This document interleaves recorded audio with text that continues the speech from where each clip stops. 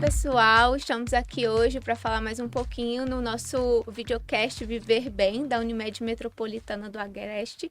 Eu sou Camila, sou nutricionista e estamos com o nosso médico cooperado, nosso convidado de hoje, né, Dr. Nuzamário, ele que é gastroenterologista. Então, primeiramente, muito obrigada por aceitar o nosso convite, né? E o senhor se apresenta, fala pra gente. Boa noite, Camila. É uma satisfação estar aqui na Unimed. E hoje vai ser bacana, porque você é nutricionista, então vamos conversar muito na gastroenterologia com o que a gente tem que fazer da prevenção das doenças do aparelho digestivo e o apoio que a gente precisa da nutrição, que é essencial para o complemento desse tratamento das doenças do aparelho digestivo. É verdade, seu Nuzamário, andando sempre junto, né, o resultado é muito melhor. Com certeza, isso se complementa muito, né? É isso. Então me fala assim um pouquinho, quando a gente pensa nessa especialidade de gastroenterologista, nós devemos pensar no estudo do quê? O que que o pessoal pode pensar nesse sentido? Muito bem, a gastroenterologia é a especialidade da medicina que cuida das doenças do aparelho digestivo. Esôfago, estômago, duodeno, intestinos também. Intestino é muito importante para a gente que faz a gastroenterologia.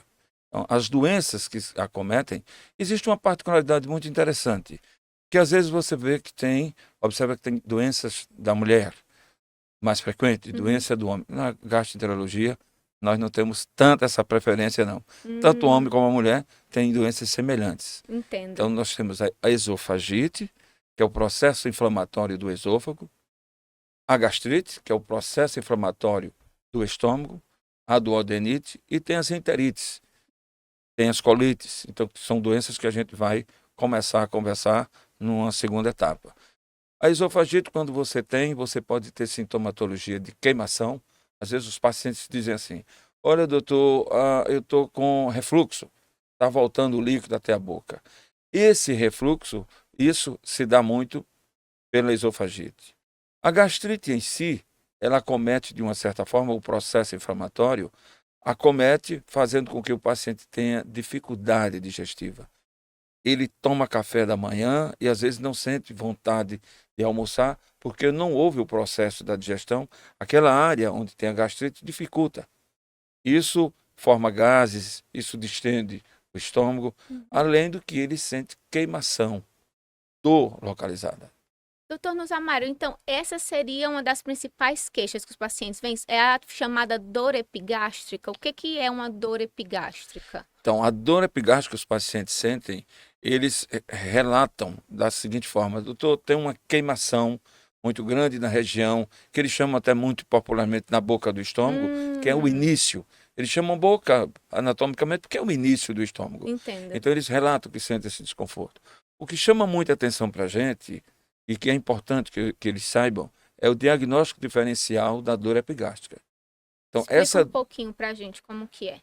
o diagnóstico diferencial que a gente tem que sempre observar, por exemplo, o idoso, se ele sente dor epigástrica, mas ele tem cansaço, se ele tem palidez, a gente tem que fazer o diagnóstico diferencial e importante com o infarto agudo do miocárdio. Isso é muito importante. Na mulher jovem, com dor epigástrica e que tem vômitos, desconforto quando se alimenta, a gente tem que fazer uma ultrassonografia para observar as vias biliares, a vesícula, se tem alguma colecistite, que é o processo inflamatório da vesícula. Entendo. Então, esses detalhes são muito importantes. Dor epigástrica tem que procurar o médico. Ele vai procurar, pode ser um clínico, pode já ser o especialista. Isso para que a gente tenha absoluta certeza do que é que está acontecendo. Entendo. Como o diagnóstico hoje, Camila, é muito simples, é o diagnóstico que a gente faz com o exame para investigar, após o exame clínico, que a gente define se essa dor epigástrica está relacionada realmente com o processo digestivo, afastando a possibilidade de ser um infarto. Clinicamente, o que nós vamos precisar fazer? Uma endoscopia. Endoscopia digestiva, que é um exame simples, indolor. A gente hoje faz uma sedação. Eu faço esse exame muito rapidamente com sedação. Um exame tornou-se simples esse exame. A gente faz com a doutora Giva, que é anestesista, ela faz uma sedação em 3, 4 minutos. Eu realizo esse exame e o paciente não sente nenhum desconforto. Entendeu? Então, e você vai ter uma conclusão diagnóstica exata. Por que é importante isso? Porque o paciente também ele pode ter apenas uma discreta dor e ser uma patologia mais severa, de mais dificuldade de ser tratada, como as neoplasias, que às vezes são silenciosas. E essa investigação que a gente tem que fazer com a endoscopia, você tem a oportunidade de pegar as neoplasias numa fase inicial, que a gente chama de câncer precoce. Entendo. Às vezes o paciente até nem tem tanta sintomatologia e apresenta essa necessidade de já ser feito uma conclusão diagnóstica com precisão, que o tratamento será bem mais fácil. Ô, doutor, então o senhor traz já alguns pontos importantes. O primeiro deles é, se o paciente, se ele tem alguma queixa epigástrica, então nada de ficar em casa se automedicando, não é isso? Nada de automedicar. Não é importante automedicar, Isso. porque se for um caso que ele, naquele momento, não tenha como ir, ele pode até tomar um antiácido, mas ele em seguida tem que procurar um médico. A gente tem que ter a certeza absoluta do que é que o paciente tem. O que é importante? Primeiro, fazer o diagnóstico diferencial, como eu já lhe falei. E ter certeza se é uma esofagite, se é uma gastrite ou se é uma patologia que se representa com mais severidade no caso do tratamento, Entendo. como as neoplasias. Por isso que não deve ficar em casa. E hoje o acesso é muito rápido. Todos os dias você tem acesso a um gastroenterologista. Certo. É só ligar que você vai ser atendido. Principalmente pela Unimed. Então é isso, pessoal. Se você aí de casa tem dor epigástrica, nada de ficar se automedicando, procure o seu profissional de referência, um gastroenterologista, né? Para ter o seu diagnóstico certeiro, assertivo, não é isso? Com certeza, hoje, 24 horas, a gente consegue atender o paciente, marcar o exame, realizar o exame, fazer o histopatológico para você ter Maravilha. certeza do que é que o paciente tem, o que alteração na mucosa gástrica está se apresentando, e você já tem a conclusão diagnóstica e o tratamento definitivo para o paciente. Ô, doutor Nosamário, e quando a gente pensa, por exemplo, em esofagite, em gastrite, e hoje em dia vemos falar também sobre pangastrite, o que o pessoal deve entender dessas três? São inflamações, mas onde que acontece e por que acontecem? Então, a esofagite é o processo inflamatório do esôfago. Certo. E a pangastrite é porque a gente divide anatomicamente o estômago em três partes: fundo, corpo e antro. Então, quando o paciente tem um processo inflamatório no antro, ou somente no corpo, ou somente no fundo, a gente chama gastrite. E a gente vai nominar gastrite endoscópica de fundo gástrico, ou gastrite endoscópica de corpo, ou de antro. Mas se ele tiver em duas partes, como se ele tiver no corpo e no antro, a gente chama de pangastrite. É uma gastrite que acomete as duas partes do estômago. Existe também a duodenite, que é o processo inflamatório abaixo do estômago. Na continuidade do estômago, existe o duodeno, que no bulbo duodenal tem também processos inflamatórios. Pode ser parasitário, tá? Isso também é Interessante. uma patologia do aparelho digestivo. E aí, como o senhor havia dito, o exame diagnóstico hoje em dia é endoscopia, não é isso?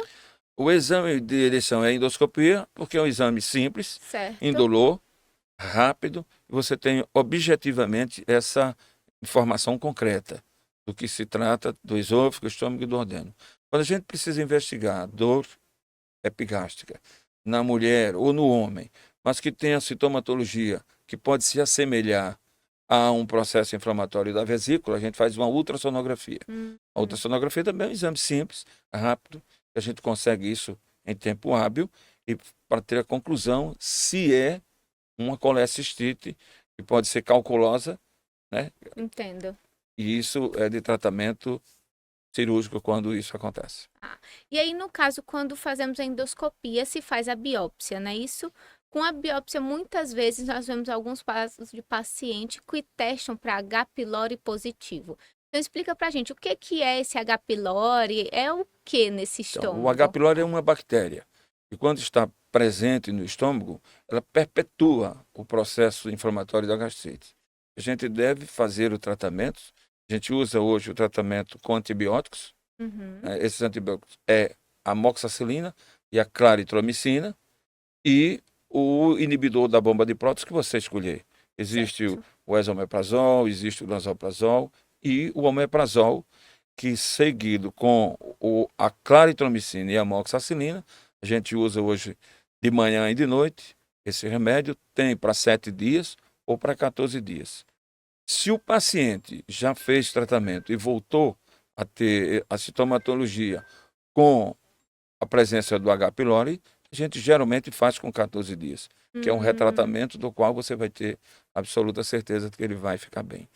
E refaz o exame posteriormente Isso. para saber se está tudo ok. Esse que é um ponto principal, né? Que em alguns casos eu vejo o paciente chegando no consultório para acompanhamento nutricional, que testou positivo, fez o tratamento, mas que ainda não refez o exame. Então é importante dizer para o pessoal, se você testou H. pylori positivo, fez o tratamento, você deve fazer, né, novamente uma biópsia para ver se esse tratamento foi efetivo. Olha, doutora, é muito importante que durante o tratamento que a gente tenha o acompanhamento com a nutricionista, porque a alimentação é a base para tudo. Então a gente precisa de alimentos, como a senhora vai fazer a sua explicação, para que não formem gases. São alimentos de fácil digestão, Isso. alimentos que facilitam as frutas, verduras, o leite. O leite é de grande importância para isso. As pessoas falam muito no leite, que é inflamatório, não tem nada provado exatamente que isso que Exatamente. leve a que o leite seja um alimento. O leite é o quarto alimento melhor que existe para isso, entendeu? Vai facilitar, inclusive, na exoneração das fezes, vai contribuir. Leite e os seus derivados contribuem muito para o tratamento. Na prática, a gente observa isso. Crianças que tomam leite são crianças que têm geralmente um intestino melhor, funcionam melhor. Claro que tem um grupo que é muito contra o leite. Então, a gente entra numa grande polêmica da nutrição, da medicina, né?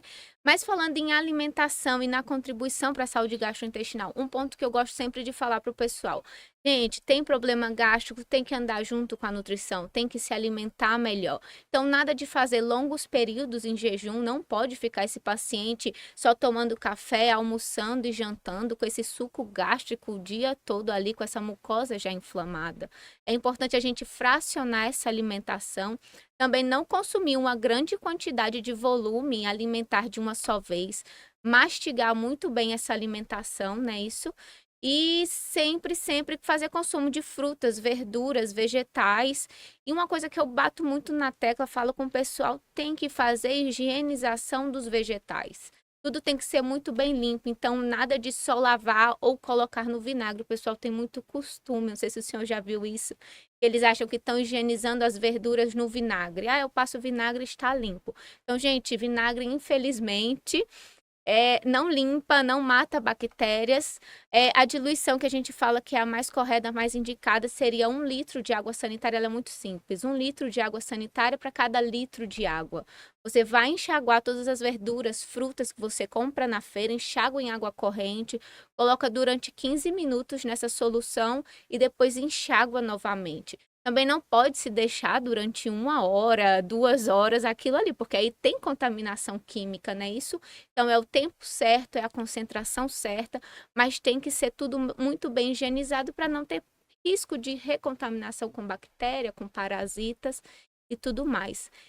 E falando um pouquinho do leite, o leite é um alimento super importante, ele está no nosso hábito alimentar do brasileiro, do mundo. Agora, um ponto que eu acho importante é, vamos supor, leites com baixo teor de gordura, leite desnatado, leite que passou por algum tipo de processamento que garanta a sua qualidade microbiológica, né? Então, assim, evitar tomar aqueles leites que a gente vê muito na rua, que passa no carro, pegar leite realmente de uma procedência, não é isso? Trabalho muito com a nutrição, eu acho isso bacana.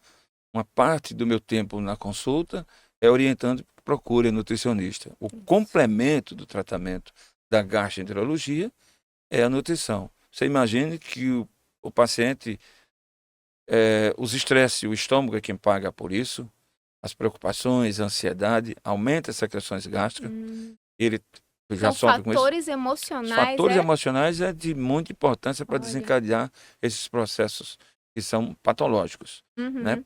Até pelo excesso, como também pela grande quantidade alimentar de uma só vez, distende o estômago, aumenta a produção de gastrina, isso altera tudo. Como se o paciente precisa dessa orientação, devida, eu encaminho para nutricionista. Maravilha, seu Nusamário. Continue encaminhando que a gente vai dando as orientações. Isso é importante porque esse tratamento da gastroenterologia com a nutrição se complementam, né? Eu preciso prescrever a medicação, fazer a minha orientação e encaminhar para nutricionista. O nutricionista vai cuidar da parte da qual o paciente vai ser orientado, o que ele deve fazer para que ele também responda melhor à minha medicação. Ô, doutor Nusamário, e quando nós pensamos no tratamento, o senhor comentou sobre os inibidores, né, da bomba de prótons, não é Sim. isso? Eles são os prazóis da Sim, vida, não é sim, isso? sim. E aí eles são necessários durante essa fase do tratamento. Mas, por exemplo, há casos em que os pacientes fazem uso crônico dessa medicação, como é que funciona isso? Então, se o paciente fizer o tratamento devido, se ele tomar a medicação, se ele seguir a orientação da nutricionista e ele voltar sequencialmente para o médico, a gente suspende sim o uso do omeprazol ou do pantoprazol, porque não há uma contraindicação absoluta. Uhum. Como é que surgiu essa coisa de você não tome tal remédio que faz mal? É porque você não deve tomar o remédio sem saber o que é. Então, por que é que o paciente tem uma dor epigástrica e ele vai tomar o remédio sem saber exatamente o que é? Porque o remédio não é diagnóstico. O remédio retira a dor, mas ele retira a dor também numa patologia mais severa. Vou dar um exemplo para você. Se o paciente tem uma neoplasia, fase inicial, ele tem um processo inflamatório em volta dele. Se ele toma o omeprazol, aquele processo inflamatório em volta da lesão ulcerada, que é o início de uma neoplasia, Certo. de um câncer, ele pode ter uma discreta melhora. Ele tem essa melhora quando a gente trata nessa fase e ele acha que ele pode ter ficado bom se ele tomou o remédio sem ser com uma orientação médica. Tirou a dor, Tirou a tá dor, tudo ele certo, diminuiu né? o processo inflamatório, eu melhorei. Por isso é que a gente contraindica que use o remédio sem que tenha uma passagem pelo médico, pelo gastroenterologista, no mínimo um clínico que possa indicar que ele faça uma endoscopia. E quando nós pensamos em câncer gástrico, o senhor comentou a neoplasia gástrica. No caso, o H. pylori, ele é um risco maior para essa neoplasia ou ela tem outras causas? Não, são outras causas. Eu não posso responsabilizar o H. pylori como o que vai desencadear a neoplasia. Isso é uma coisa muito interessante que a gente discuta, porque as pessoas às vezes têm uma gastrite leve e têm um diagnóstico com H. pylori e se apavoram, porque viu na internet que isso é precursor do câncer. Não procede dessa forma. Você tem que saber exatamente que tem muitos pacientes que são negativos para a presença do H. pylori e desencadeiam neoplasia. Então, o que se tem que investigar hoje é ter um tratamento devido, procurar o médico, analisar essa endoscopia precisamente. Eu tive agora 2 casos, um paciente, uma menina com 31 anos, com neoplasia de estômago, Olha só, e outra paciente com 40 anos. muito jovens, né? Hoje não tem mais isso de você pensar que só é um idoso.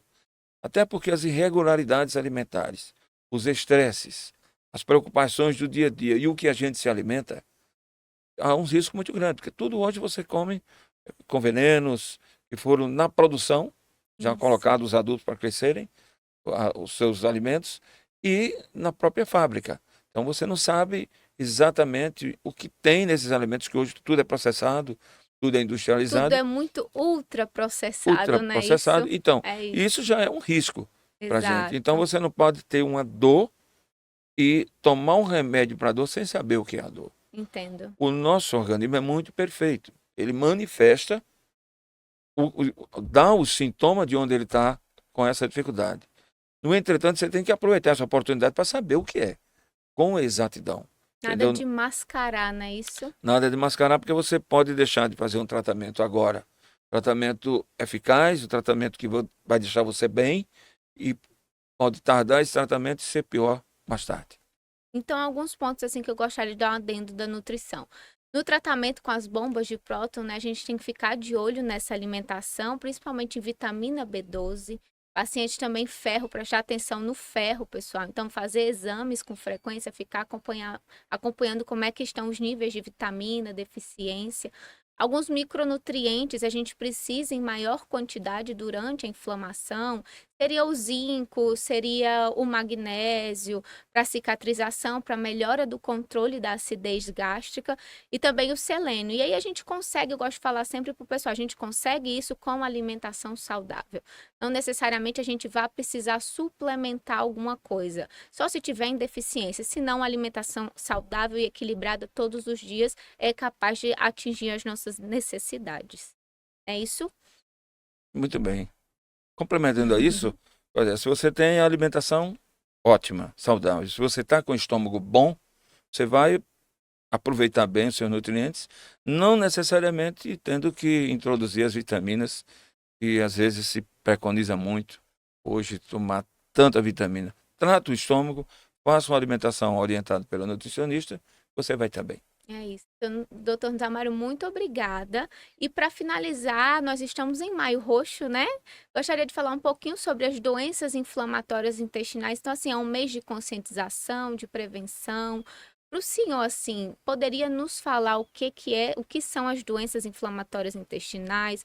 Quais são os seus sintomas? E assim, quando o pessoal deve acender um sinal de alerta e falar, eita, tem alguma coisa aí que não tá legal. Você tem os sinais que são importantes para você observar se você vai bem com a sua função intestinal.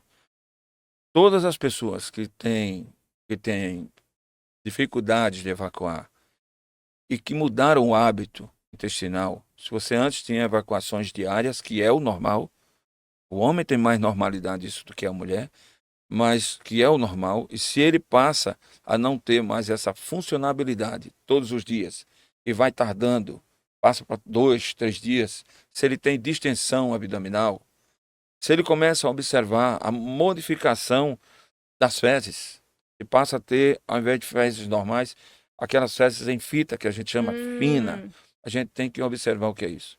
Primeiro porque essa sintomatologia, quando a gente observa sobre o câncer do colo retal, a gente tem que observar que ele inicialmente não dá tanta sintomatologia ou apresenta, às vezes, pequenos sangramentos, que as pessoas dizem que é hemorroida, mas você tem que saber se é, ou ele apresenta modificação no hábito intestinal.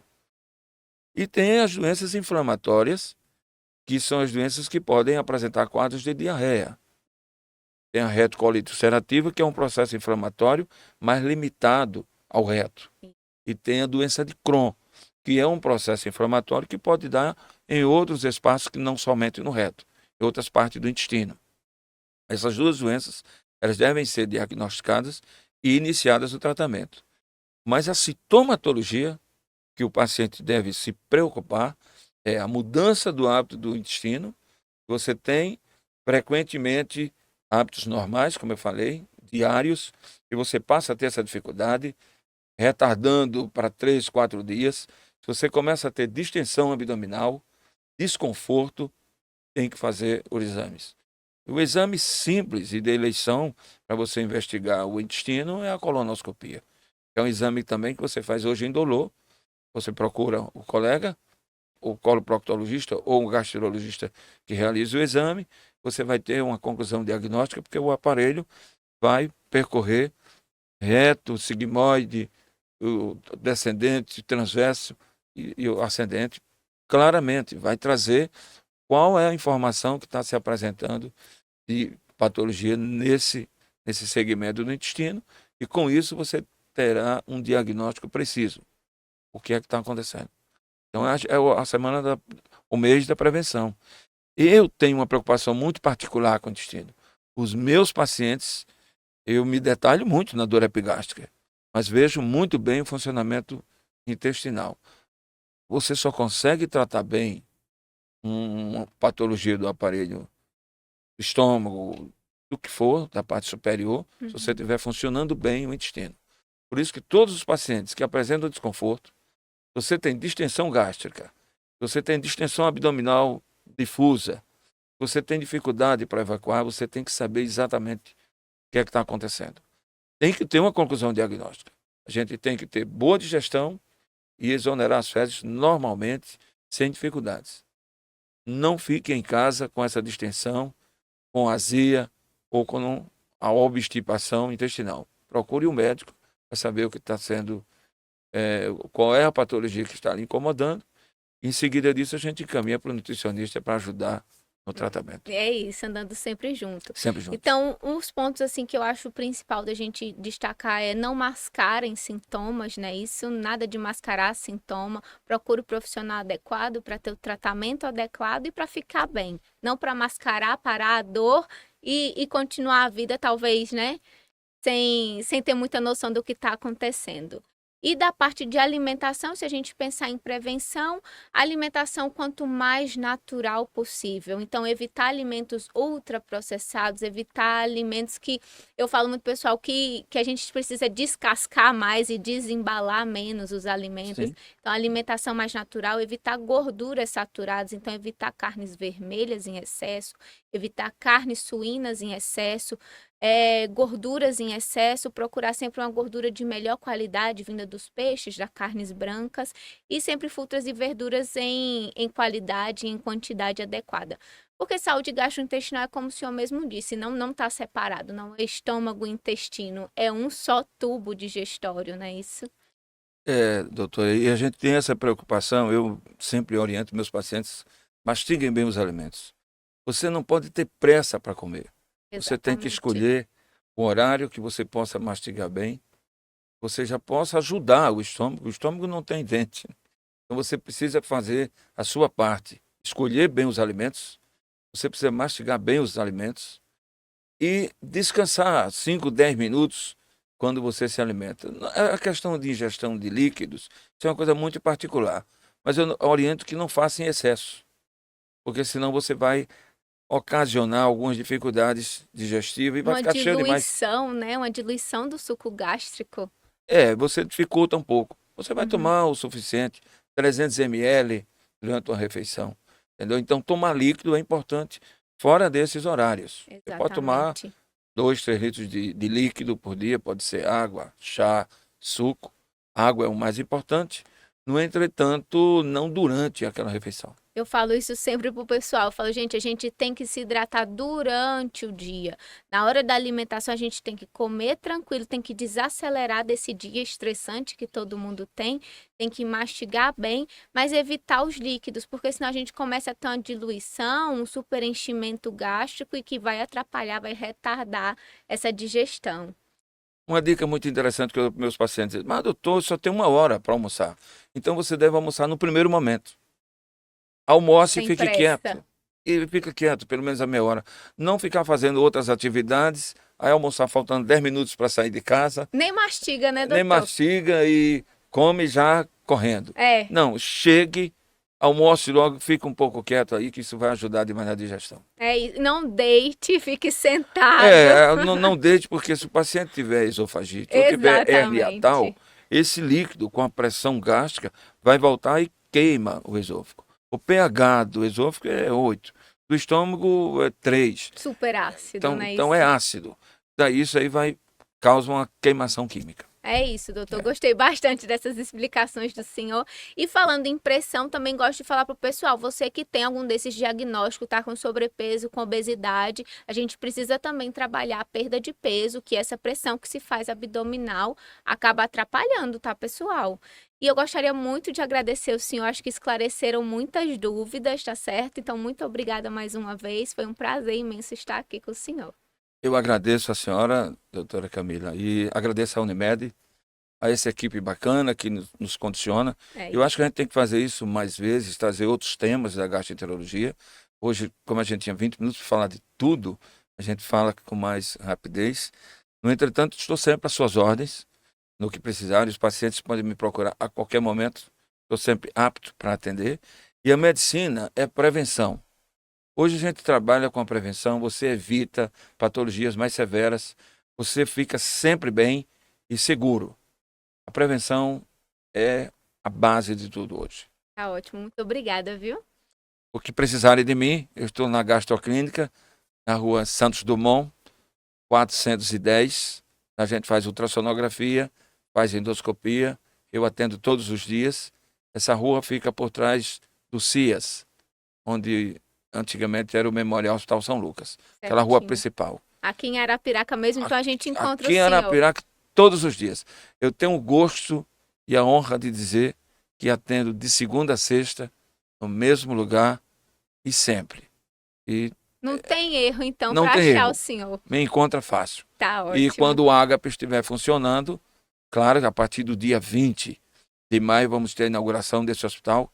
Será uma grandeza para toda a nossa região. Com certeza. Você imagine que vamos ter um hospital que tem a estrutura e o nível de tratamento de São Paulo, de qualquer um outro hospital. Eu já tive a oportunidade de ir a hospitais nos Estados Unidos, em vários lugares, mas esse nosso aqui é um hospital que obedece a uma necessidade que ele poderia ser implantado em São Paulo, que faria o maior sucesso. Nós vamos tê-lo aqui em Arapiraca e a Unimed faz parte com muito gosto para que o usuário da Unimed vá, quando necessário, para um hospital e seja bem atendido. Então, a inovação está chegando com tudo em Arapiraca. Chegando com tudo. A gente agradece muito o empenho da Unimed, o empenho que foi dado, falo isso em nome do Dr. Lenildo, com todos os colegas cooperados, os empresários de Arapiraca, que também contribuíram, e foi um empenho de todos nós para que o hospital se erguesse. Foi uma ideia, um projeto que deu certo, e no dia 20 de maio, se Deus quiser, estaremos juntos fazendo essa inauguração Com certeza. desse hospital. Tá certo. Obrigada Obrigado. mais uma vez. Então, pessoal, estamos encerrando mais um videocast Viver Bem da Unimed Metropolitana do Agreste. Muito obrigada pela companhia. Até mais.